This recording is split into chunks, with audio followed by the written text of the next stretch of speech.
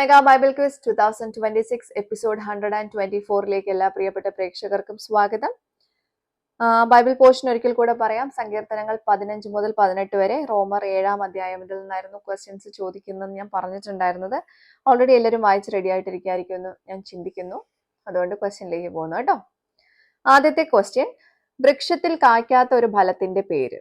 വൃക്ഷത്തിൽ കായ്ക്കാത്ത ഒരു ഫലത്തിന്റെ പേര്. രണ്ടാമത്തെ ക്വസ്റ്റ്യൻ, അപവാദം അല്ലെങ്കിൽ വ്യാജം എന്നർത്ഥം വരുന്ന മൂന്നക്ഷര പദം ഏത്? അപവാദം അല്ലെങ്കിൽ വ്യാജം എന്നർത്ഥം വരുന്ന മൂന്നക്ഷര പദം ഏത്?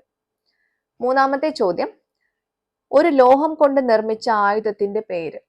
ഒരു ലോഹം കൊണ്ട് നിർമ്മിച്ച ആയുധത്തിന്റെ പേര്. നാലാമത്തെ ക്വസ്റ്റ്യൻ, 119-ാം സങ്കീർത്തനത്തിൽ ദാവീദ് 2 പ്രാവശ്യം പറഞ്ഞൊരു കാര്യം പുതിയ നിയമ പാഠഭാഗത്ത് ഒരു വാക്യത്തിനകത്ത് പൗലോസ് ഉച്ചരിച്ചതായി കാണാം. എന്താണ് ആ വാചകം?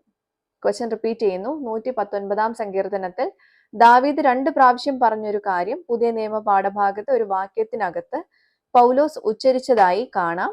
എന്താണ് ആ വാചകം? അഞ്ചാമത്തെ ക്വസ്റ്റ്യൻ, പൗലോസ് തന്നെ കുറിച്ച് സ്വയമായി വിശേഷിപ്പിച്ച 3 പേരുകൾ ഏവ? ക്വസ്റ്റ്യൻ റിപ്പീറ്റ് ചെയ്യുന്നു. പൗലോസ് തന്നെ കുറിച്ച് സ്വയമായി വിശേഷിപ്പിച്ച 3 പേരുകൾ ഏവ? അപ്പൊ ഇതാണ് 5 ക്വസ്റ്റ്യൻസ്. എല്ലാവർക്കും ക്വസ്റ്റ്യൻസ് മനസ്സിലായിട്ടുണ്ടാവുമെന്ന് കരുതുന്നു.